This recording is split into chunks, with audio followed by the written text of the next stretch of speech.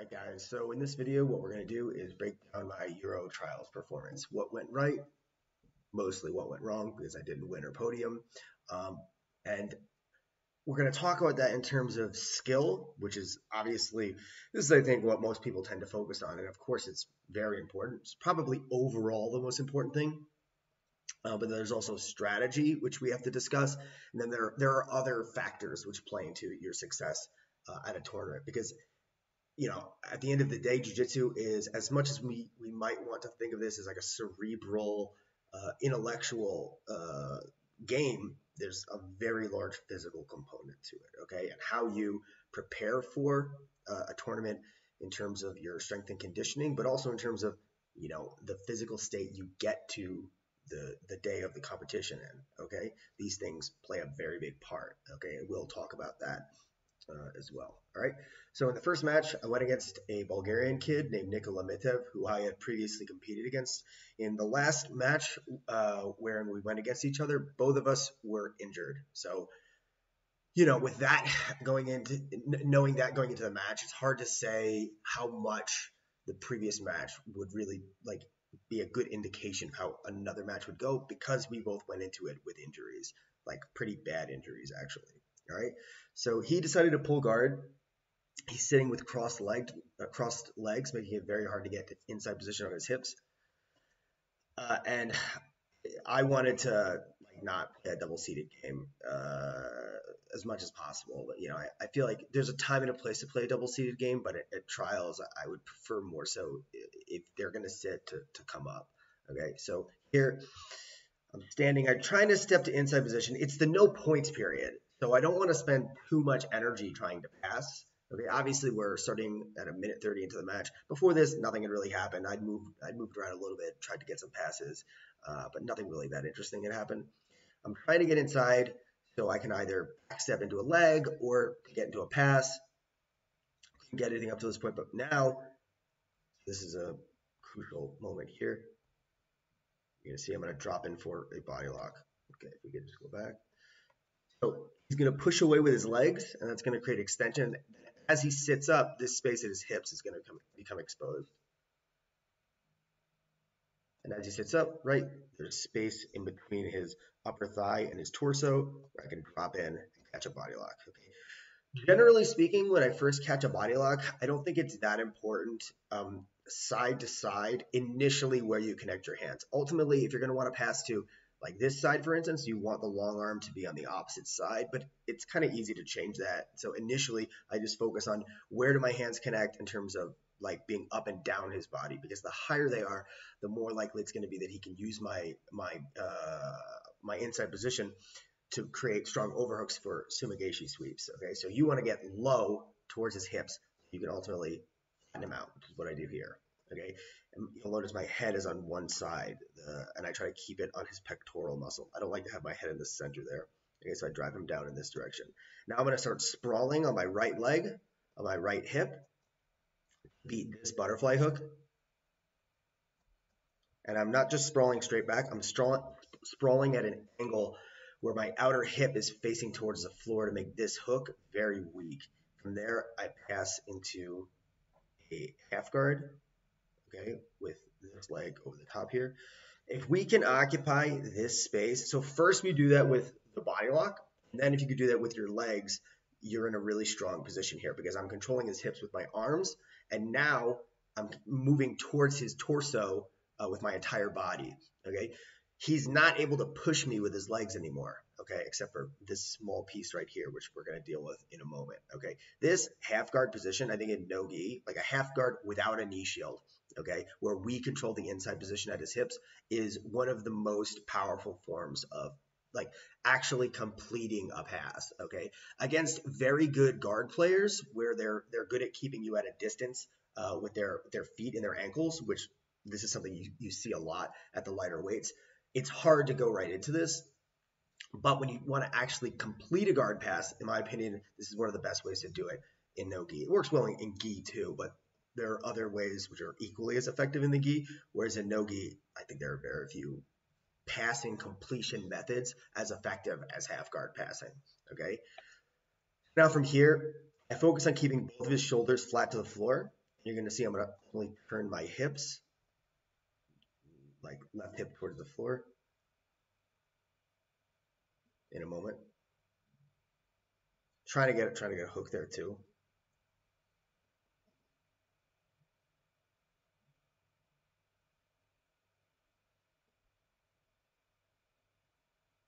So one thing I should have done here is I should have walked his hips this way to get his knees facing out towards like this direction here.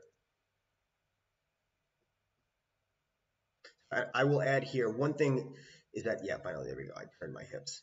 So I create a more stable top half guard position by turning my hips, okay, in this direction. Um, Taking this knee off the floor so he can't John Wayne sweep me, and I have my toes in the mat, so if he bridges into me, I can create a base with my feet.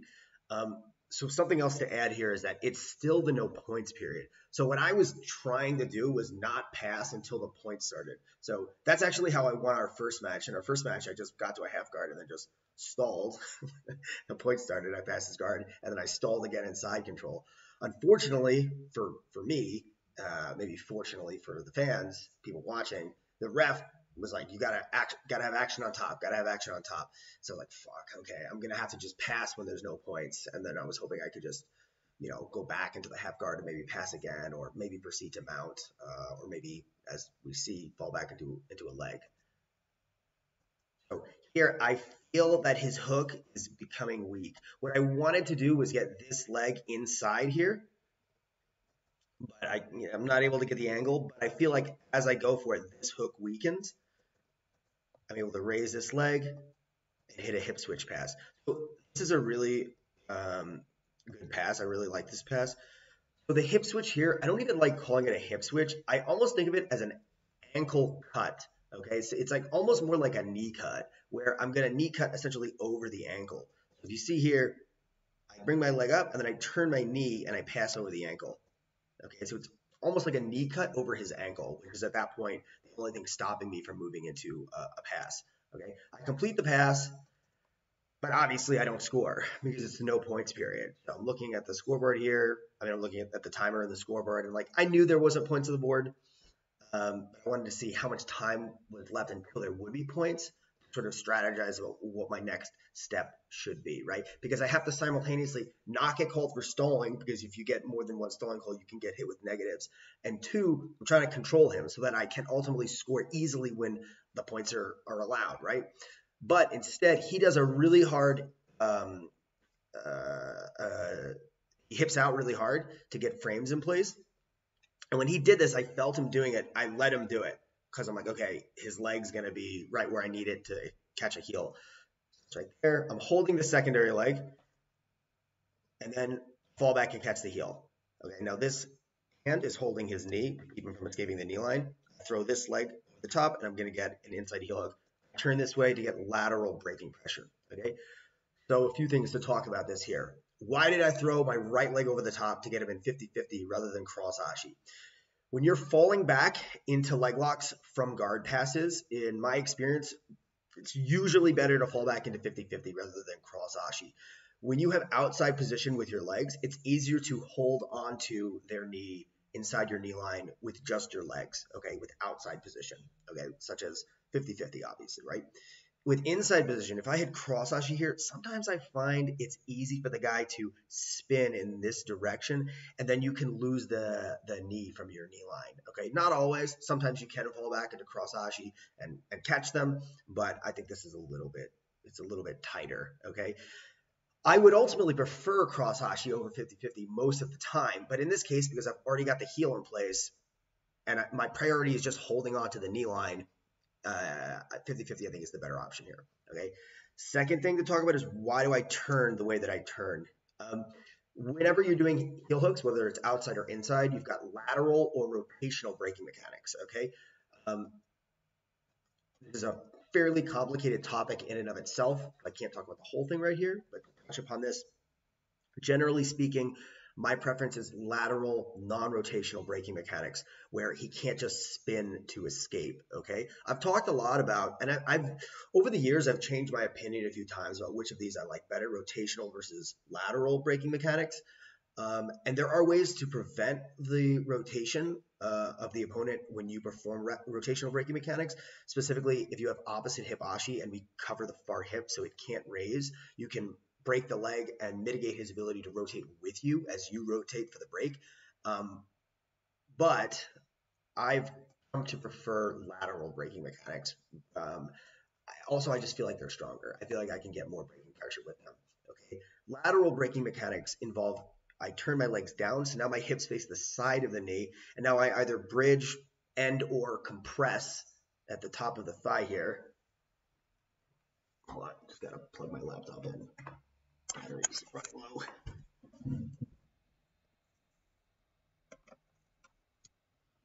Okay, there we go. All right, so you got to bridge or compress to the side of the knee while locking the foot into place, okay? And then that's going to take, so if you think of the leg as having three main points, the ankle, the knee, and the hip, you're taking the knee, like you're taking the straight line of the 3 points of his leg and you're curving it, okay? So you're moving the middle point while holding the ankle and the hip in place. So his ligaments get stretched past the point of which they can like retain their integrity, right? Obviously that doesn't happen here. He taps pretty early, right on time, good move, and match is over. Second match. I'm going against a Polish guy. First thing to know, this guy was strong as fuck. He was like very strong, okay? And I could feel it pretty much as soon as we tied up. Before the match, I had talked to some friends of mine who knew who this guy was. They told me that he was a very strong but not super controlled leg lock guy, which is super common for Polish grapplers. They're typically they're like very submission oriented, like they want to get the tap, right? And they're usually very, very strong. So I come out, I make an initial grip, then I turn to my side, and you'll notice I'm already preparing for the Kanibasami. I'm going to turn onto my left hip, right leg is inside, and then my left leg is going to shoot behind, and I enter cross ashi. Okay, so this is a single leg Kanibasami. You've got two main types of Kanibasami, and then obviously a lot of like sub variations. You got single leg Kanibasami or double leg Kanibasami. The advantage of single leg Kanibasami, where I'm only gripping one leg, is that it's easier to maneuver your hips and your legs above his knee line, okay? Because you're only focusing on gripping one leg. Now, the downside is that you don't have double trouble. I don't have control of both of his legs. So it can be harder to stop him from crushing you. But if you know how to stop him from crushing you while with only one leg, it's definitely you can use single leg Kanibasami very successfully. Okay. The key here is if you look at my left arm, it's framing at the lower part of his leg. So if he were to try to smash me, it would be very difficult, and I could spin to the backside. That's not what happens, but it's important to have these things in place in case they do try something like that. Okay. From here, so I do almost get backside, and then he backsteps with me to prevent me from catching the heel. Now from here, he's gripping at my legs, trying to some kind of counter going, getting my legs to the outside. I'm spinning to catch the heel, and we basically disengage and scrambles over. Okay. I'm digging for his heel, and he starts pushing at the back of my hamstring with his secondary leg. Good move on his part, and he's able to get out. All right. Right away, I go back right into a similar entry. This one's a little bit different because it starts off with a shin on shin. From here, I'll either go to a single leg X on this side or a Kanibasami on the far side. And there's other things you can do too, but those are two options, right? Here I make frames. At first, I'm trying to get the single leg X, but he comes towards me, makes it difficult. I found that it was difficult to get the angle for my foot to get onto his hip. Right? He's leaning like on this side, right? You see how he's leaning this way? And then we go to a double seated situation, but I have inside position.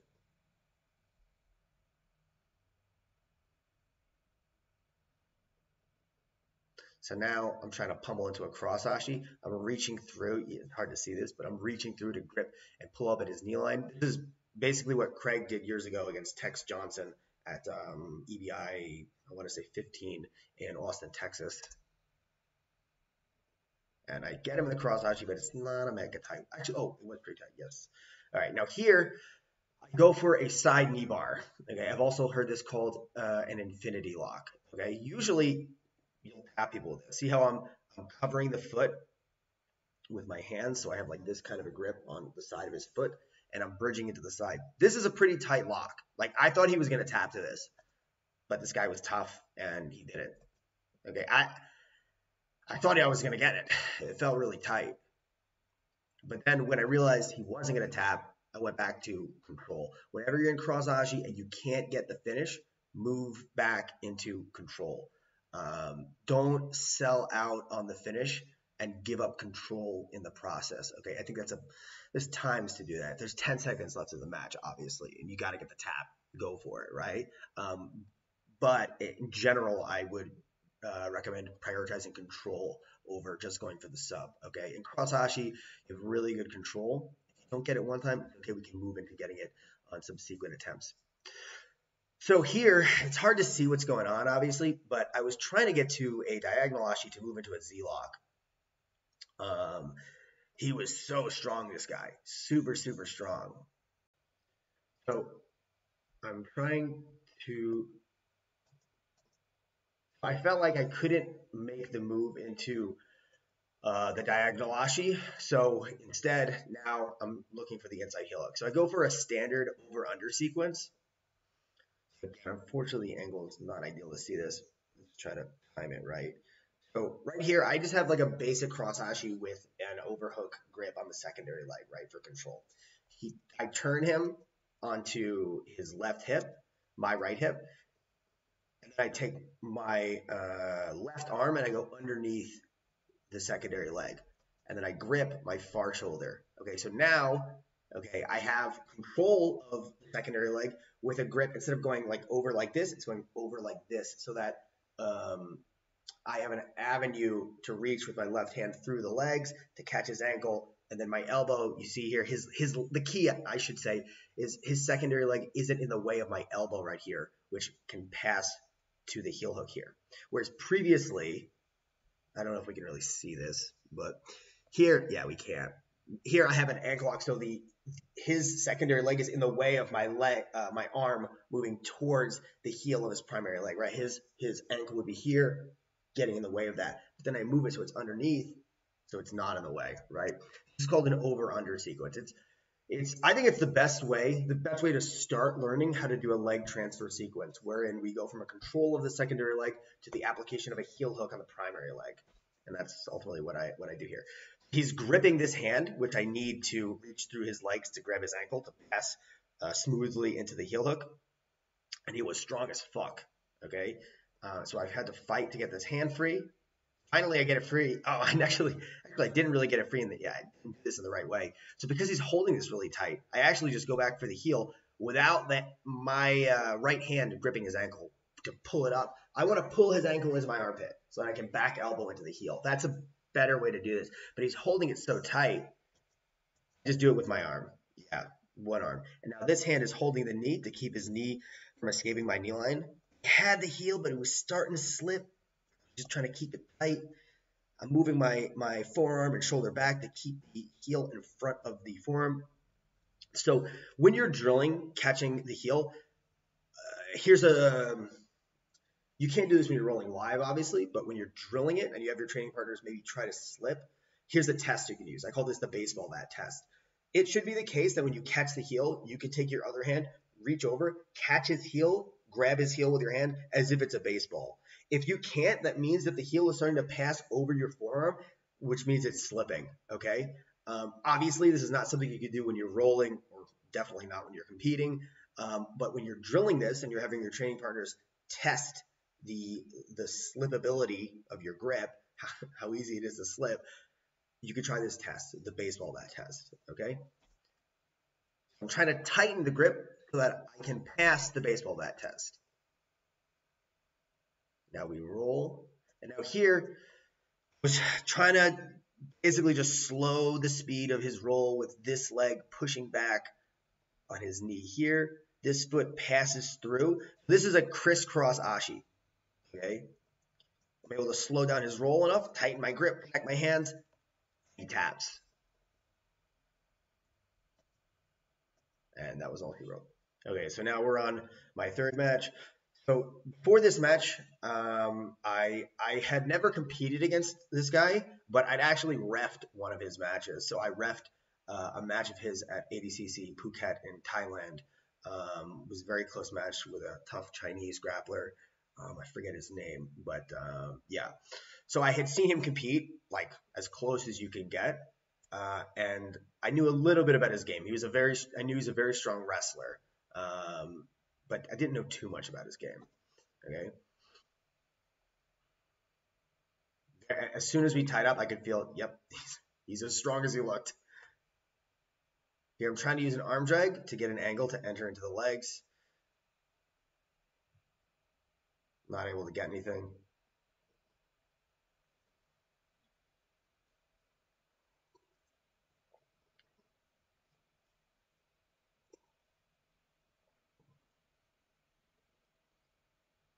Here, I'm being a little bit more reckless with the entries that I normally would be because it's the no points period, and I had the feeling that if I were to enter his legs in any position, I could get him. Okay, so I'm being kind of a little bit more reckless than I would like to have been. In a regular, like normal points period, I wouldn't be this reckless with the entries. But it's a no points period. It doesn't, if you get passed or something like that, it just doesn't matter as much. He's doing a good job of staying very low. Okay, so here's one criticism of myself that I absolutely need to improve upon. Okay, my front headlock game needs to be more robust. All right, I used to have a much better front headlock game. Basically, what happened was when I first started competing, a lot of people were going to their knees against me to prevent me from entering into leg locks. Later, people stopped doing that. I think that kind of went away, and people started moving into Toriando passes where they're standing, right? So I had less opportunities to snap down into front headlocks. So that skill of mine kind of deteriorated a little bit. I still have it for sure, but I just don't have the confidence in it that I used to have. So this is a major thing I'm going to be working on, my front headlock. Front headlock and turtle, I think they're very connected, right? In a sense, the front headlock is like the turtle in front of the shoulders, right? Or could be a 4-point as well, but it's a related situation is how I think of it to the turtle, okay? It almost is like the same thing, but parallel or mirrored rather, right? I've got to develop that skill better. I've got to be sharper with that, okay? So that when people go low like this, I can just bang, snap down in front headlock, threaten go behinds and chokes.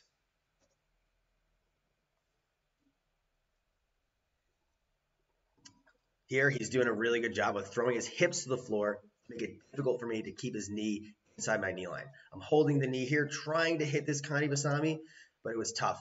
Then I invert just to regard so I don't get passed. He's playing a bit of a negative game, but you can't blame him within the rule set.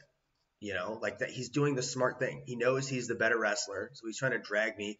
His strategy clearly dragged me into overtime. And you could say, oh, that's boring or stalling, but it's an intelligent strategy within the rule set. So you absolutely cannot fault him for it at all. Okay. Like that's the game. I'll never fault a competitor for doing something that's within the rules that makes sense for them strategically. Okay. For me, I've got to find a way to get in on this guy's legs. Like that's it, you know? So similar thing here. Like, so right here, for instance, I should be snapping him down hard, moving into front headlocks. He's so low. In this situation, trying to enter into the legs, fucking retarded. Okay? I should be trying to snap him down, get into front headlocks. Like right there. Like I kind of do that, but I don't have the thing is in competition. It's not enough to know how to do something. You have to know how to do it so well that you can perform it under intense pressure. Okay? So knowing how to do something, that's one thing. Being able to pull the trigger when there's a lot on the line, that's a different thing entirely. Okay? So for that skill, that's something I need to work on.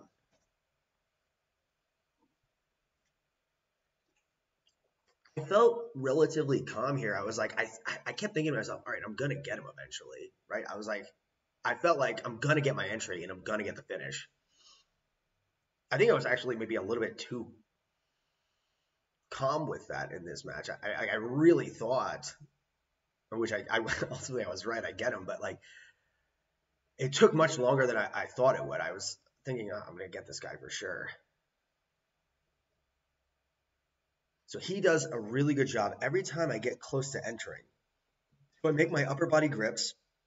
So I don't want to reach too far with my upper body grips to give him inside position of my hips because I don't want to give him a body lock. Later, we're going to see he does get a body lock out on me actually.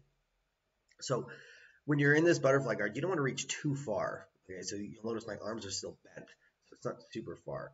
I've got two good up grips here. So I call this a baseball bat grip, obviously because it's like a baseball bat. Now I'm going to pull my hips in, have inside position with my feet, but he does a great job hip switching to get the fuck out of there. Either pass or just to get the fuck out of there. So here, I get a little bit too relaxed. I'm trying to wrestle up here. Now it's the points period. I want to start to incorporate wrestling up.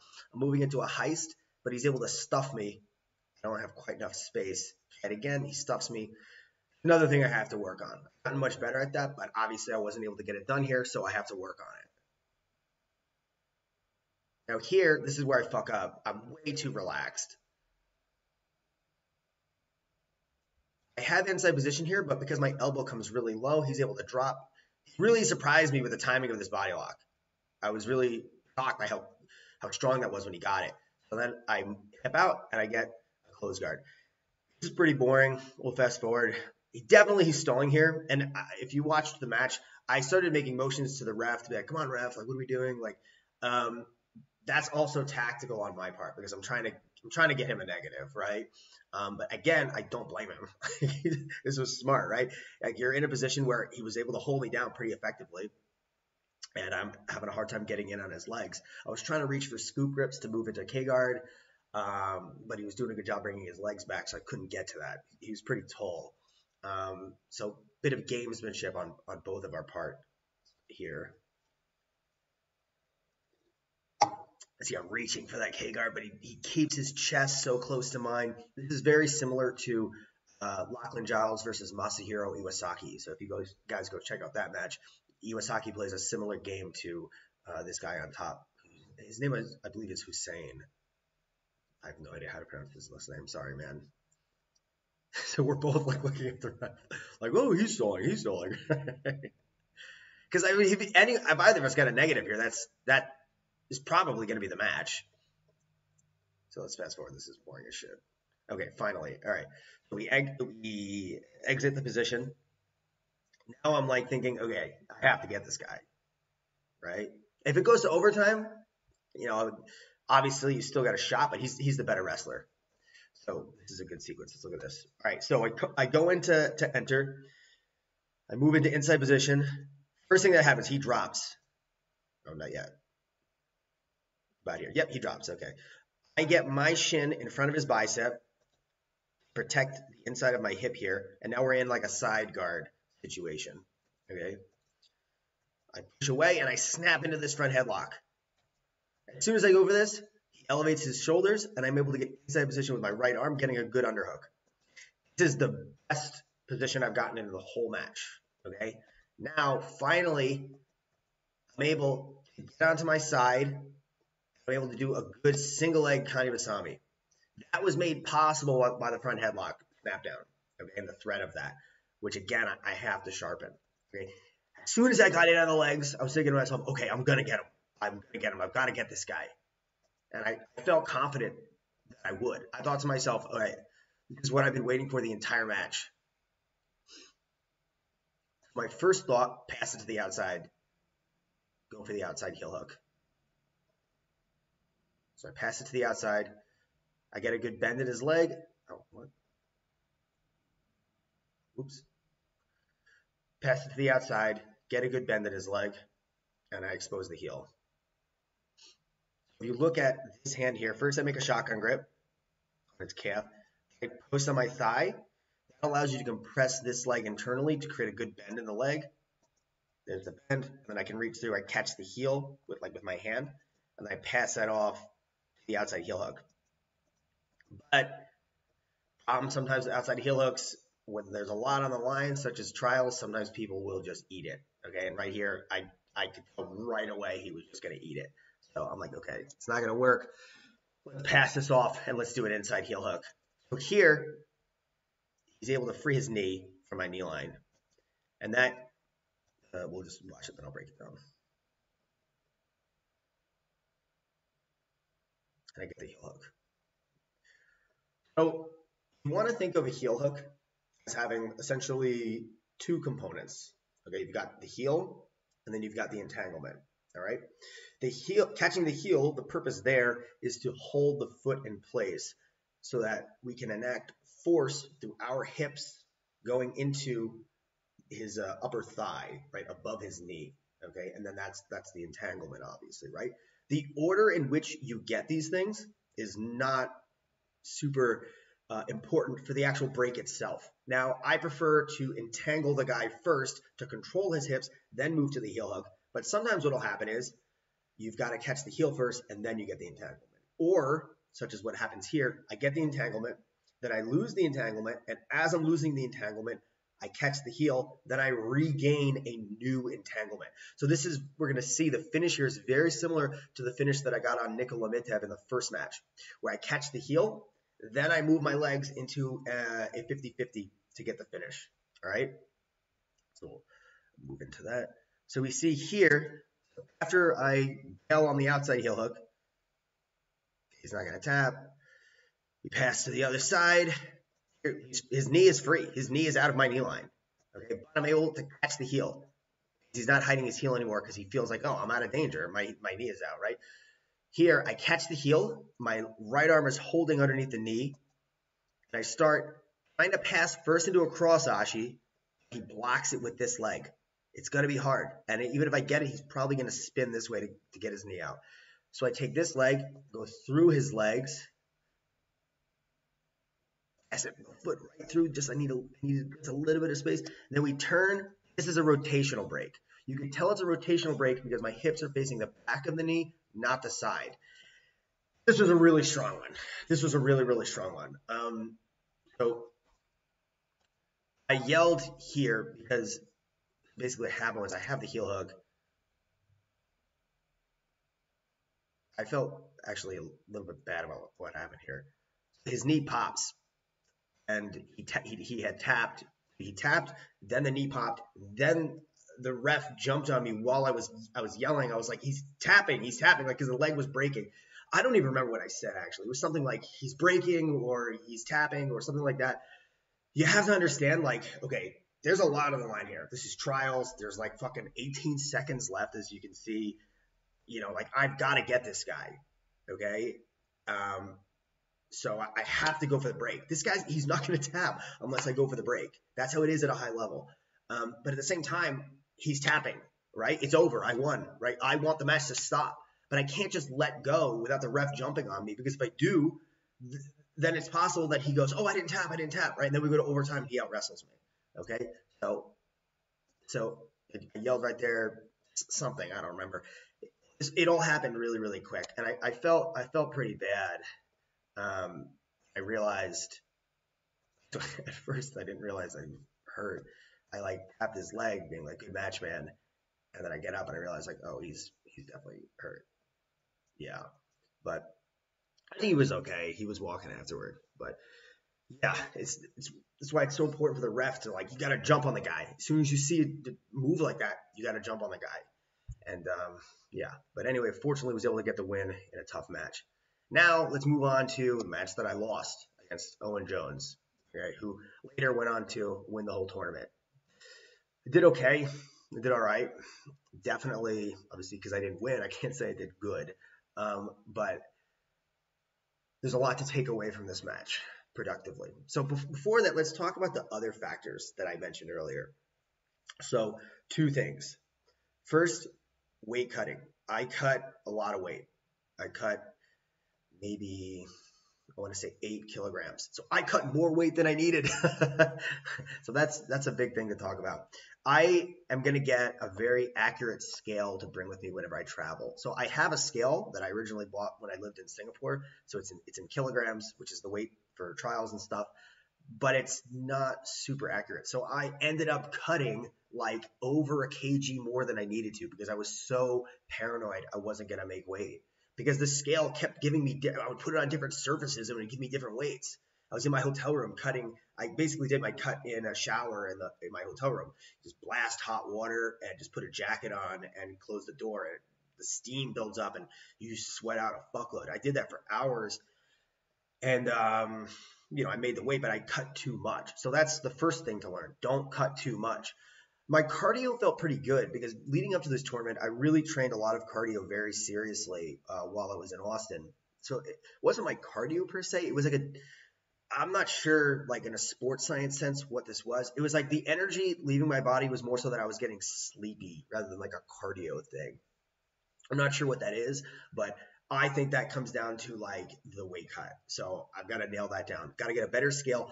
And then I want to keep my walk around weight lighter. So for ADCC Thailand in Bangkok that I did, a couple months ago, I competed at 66 kilograms there. And that was same day weigh-ins. And the day before I was eating not great, but decently. And I was drinking like Gatorade. So I wasn't cutting that much. My walk around weight was lighter then. So my goal is to have my walk around weight be lighter and have a better scale so that my weight cut will overall be more efficient. Okay. I feel like I'm learning more and more about weight cutting. I'm getting better at it, but definitely, of course, something to improve. Okay. Yeah. So that's the first thing. Like for instance, before this match, I chugged a Red Bull. I was so sleepy. And again, it wasn't a cardio thing. It was like a sleepiness thing. But anyway, so Owen's really good at like side to side passing. So I did not know much about Owen. I had seen him compete against Fabricio Andre at Honor Submission Challenge. Um, I heard a little bit about him, that he was very dynamic and fast. I was expecting a really tough physical match. Physical in a different way than the last two. So the last two guys, not so much fast, but very strong. Owen was more so like really fast and dynamic. Not to say he wasn't strong, but definitely not strong in the way the last two guys were. Okay, more so like he was just very sticky. Very hard to attach myself to. Very fast, like the opposite of sticky. Okay, so here lots and lots of side to side Toriando based passing, lots of inverted guard retention. I was trying here. I wasn't super worried about the attachment to my legs at first, okay? I felt like as long as I was able to connect myself to him, I could get in. He did a really good job throughout the entire match of making it very difficult for me to attach with enough stickiness to really get above his knee line, okay? So something to improve for the future, I should have been wrestling more, should have been wrestling up more, okay? Something I have to work on. So got to work front headlock, got to work wrestling up. These are things that allow you to create threats going into the guy rather than I was mostly creating threats pulling towards me, okay? So historically, obviously, that's been my strength, right? Entering into legs and things like that. But I've got to be better at going into the guy, okay? So both with front headlocks and with wrestling up. I think if I had more wrestling up threats here, I could have gotten above the knee line, which could have led me to my finish, or I could have just got on top and then won off of that. We'll see later in the match I do manage to get on top, but not during the scoring period. I don't get a score off of it.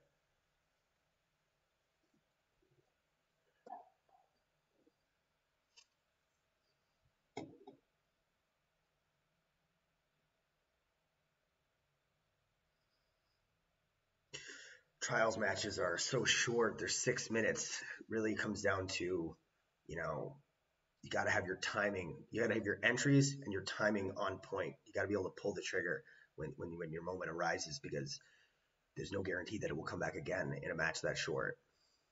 Like in the last one, it really came down to the wire. So here, this is a decent entry. This is okay. It's obviously not great because I don't get the tap, but it's okay. So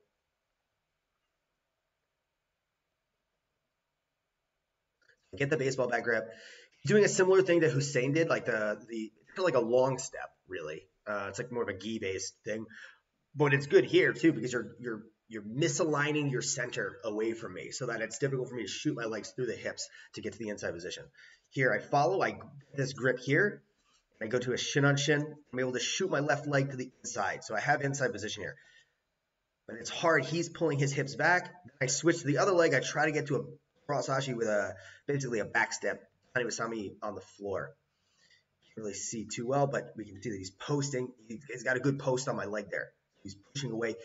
keeping my knee below his knee line. So when you're defending leg locks in a double seated situation, the advantage is that now it's easier for him to take his knee backwards out of my knee line. If he's standing over me to take his knee out of my knee line, he'd have to do one of two things. One, push my knee line below his knee, or somehow like jump up in the air, which is not really a good idea, because if you do that, you take weight off the foot and then it's easy to put pressure to the back of the knee and catch the heel. So if you put your hips on the floor, you can move your hips back, right, rather than straight up in the air, which is it's not really a good idea. You can move your hips straight back and free your knee from my knee line. And you have your secondary leg, which you can use to push, and your hands, which you can use to push.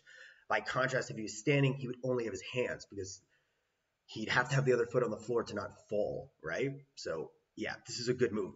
Now in this situation, what you want to do with your hands is a couple different things. You want to open up the legs if you can, okay? You want to make it hard for me to lock my legs into positions, and you want to be pushing back to get your knee out of my knee line. Owen did all of that very, very well, okay? So in my opinion, what I should have done better here, I should have just come on top more. I should have been more willing to come on top and mix up my passing. So that's the second major technical criticism I have of myself in this tournament. I feel like if you've ever trained with me, okay, in maybe the last year or so, right, I spend so much of my time training passing, coming on top and passing. Like, that is probably my favorite overall thing to do in training. But then sometimes when I go out into competition, I feel like I've got to get the heel hook. Like, I have to get the heel hook, right? This is a bad habit that I have to break, right? This is a habit that has to go away, because the reality of it is that if you are not dangerous on top and bottom, you cannot get good people. You can't, you know? Maybe sometimes, maybe sporadically, you will catch good people, but consistently you will not, okay? So I should have just been, coming on top more here. Obviously, going for the leg is a good thing. I'm trying to go 50-50, trying to move into, attacks. This is all good, but what would be even better is if I also mix it up by coming on top. This one, I thought actually I was going to get this. I was like, oh, I think I'm going to get outside Ashi here, but no, he's doing the stuff that I'm talking about. He's pushing at the back of my hamstring, and he's freeing his knee from my knee line and doing a good job of separating my legs. Yeah, this leg is here on the hamstring right here. That's a really good frame.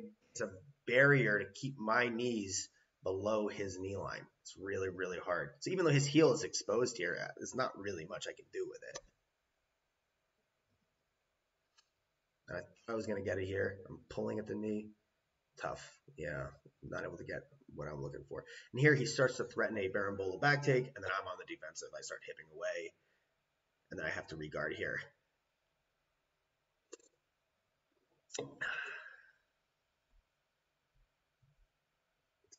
So here, I finally do come on top. Okay, I wanted to mix it up, but I didn't come on top with enough confidence that I could pass the guard. So I'm going for an Ebi Basami here. He backsteps. I go for the 50-50. It's not there, and then I decide, okay, let's come on top with this. Not a score, because we're in the no points period. I try to Toriando to fall back to the heel hook just like I did in the first match. An okay attempt, but I'm not able to get the heel, and I can't keep his knee inside my knee line.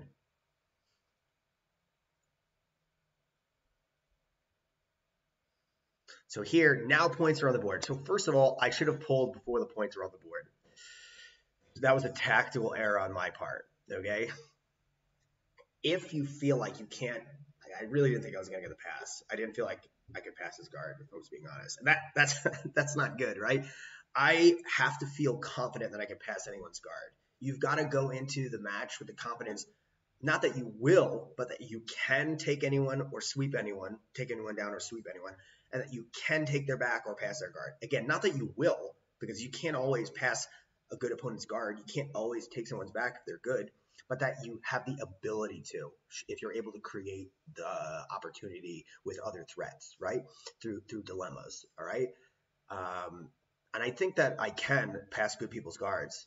Just didn't have the confidence here. That's something I have to work on, okay?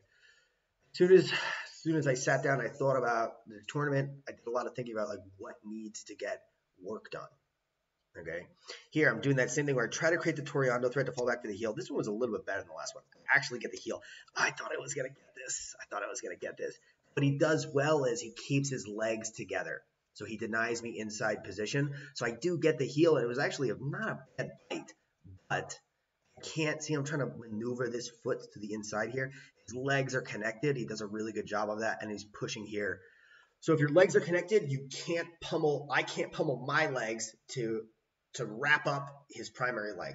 Okay, I can't maneuver this foot through to get to a 50-50, and he's blocking here, so I can't bring that over the top and get kind of like a cross ashi of any kind. And then he's able to spin and push and get everything out. Basically, that was very good on his part. And I come back on top. I should have sat back down there. I should have sat back down.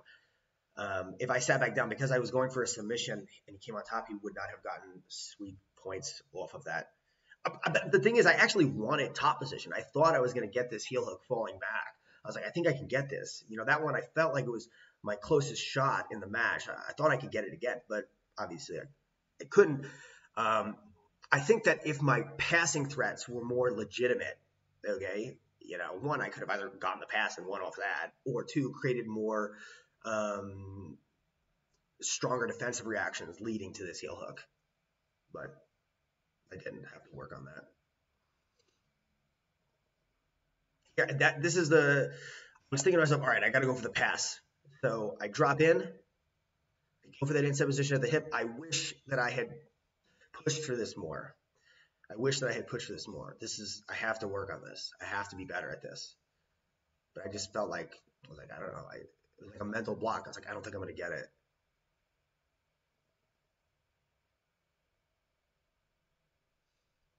So here, another moment, I felt like there could have been a Kimura there. I was looking at it, I was thinking about it, didn't have the confidence to do that. I've done that in many matches before, but not at a high level, right? I talked about this much earlier in the video. There is a big difference between doing something in training or at a lower level tournament and doing something at a high level tournament, okay? And it just comes down to your conviction, your belief that you can actually pull the move off. And for different people, it means different things, right? Like some people just think like they can, some people, I have like a term for this, I call this retard confidence. They just have this retard confidence where like they learn a move and they go out and they try it at a high level the next day. And it's called retard confidence because it's like, look, you probably don't have enough training in this move to actually get it at a high level. It's a little retarded. But honestly, it can work because having that almost delusional belief, you almost have to be delusional to succeed at a high level competitively because there's so many good people. Like if you think about it logically, right? Why should you be better than anyone else? They're training just as hard as you, all these things. But you've got to have that almost delusional self-belief to be able to pull these moves off. And that's something that I've struggled with. Like, I don't really consider myself a very like arrogant, maybe sometimes I am, but I don't really consider myself like a cocky guy, if you know what I mean, right? Like I'm the kind of guy that if I have confidence in something, it's born out of like a belief that it has been created by examining evidence, right? Oh, I'm good at this because I've been able to do it this many times to people in competition, right? Which is a good thing because it keeps you away from foolishness, right? Just believing in stupid nonsense. But it can be a bad thing too because it creates too high of a barrier to create conviction, right? So that's a mental thing I have to work on.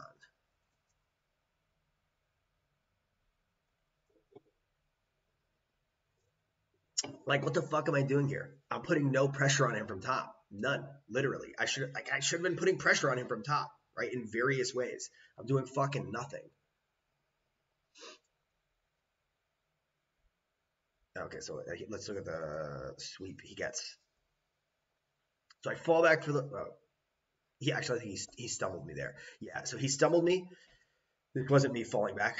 He like off balanced me. He fell to my butt a little bit. I didn't think he was gonna come up actually. See how he's off balancing me here.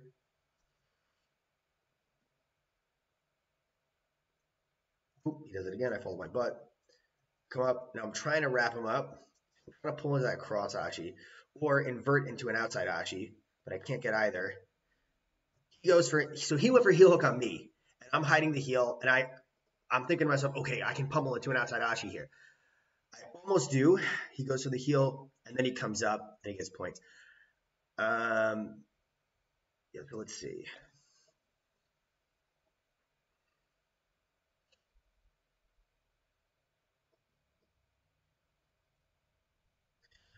My understanding, I actually don't think this should have been a sweep according to ADCC rules. Again, this is my understanding from getting certified as a ref. If both of our hips are on the floor for longer than 3 seconds, it's no longer a top bottom situation. It's now a double seated situation. And in a double seated situation, under ADCC rules, in the positive points only period, if someone comes on top, that is not a sweep, because a sweep under ADCC rules has to be continuous from top to bottom. Okay. So I don't think this was actually a sweep, but I mean, ultimately it doesn't matter because he passes me later, but I don't think this should have been actually a sweep. I guess you could have defined that as me coming up, but still, even here, where our hips are down for longer than 3 seconds consecutively. So, yeah. Anyway, doesn't really matter. So I was confused here about is he going to get the points for that? Because I didn't think it actually was a sweep. But it's like something you have to understand, guys, is that just because something is the way it is in the rules does not mean it's going to be enforced that way, right? ADCC rules are very complicated.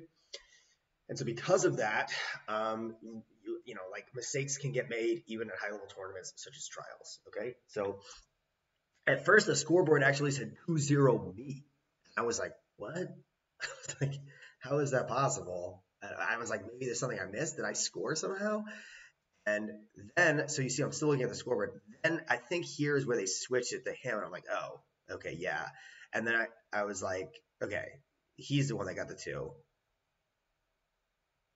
Now here, I'm thinking to myself, I've got to get the sub, which is a bad mindset to have.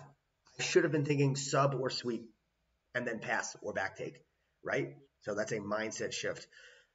That mindset shift is going to come for me it's going to come from being confident in my other skills, right?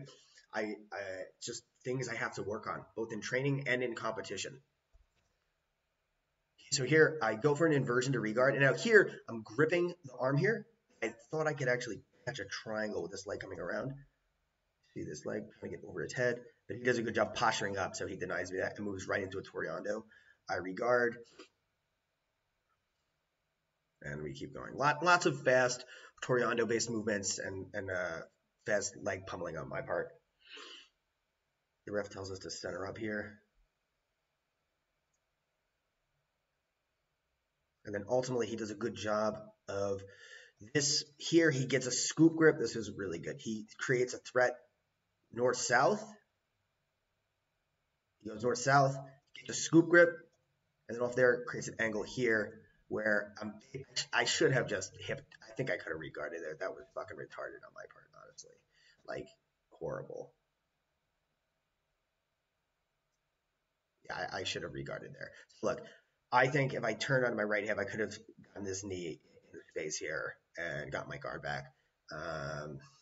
Too little, too late. Should have done that, I think. And now here, I felt like I was like, okay, I'm going to get past. So I go to turtle. But then when I went to turtle, I was like, wait, I don't want to get my back taken. That's also retarded because the reality is turtle is not a score under ADCC rules.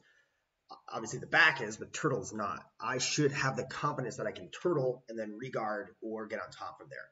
Okay, so one of my friends, Tyler Castleman, living in Bangkok. I'm going to be in Bangkok for like a month and a half, 2 months teaching.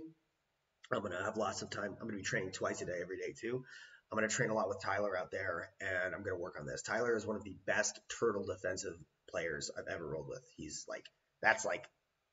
so good at that. It's his best skill set, and he's just super knowledgeable and very, very skilled at it. So I'm going to take that time with him and work on that, right? So I'm assembling a list of skills that I need to dial down on.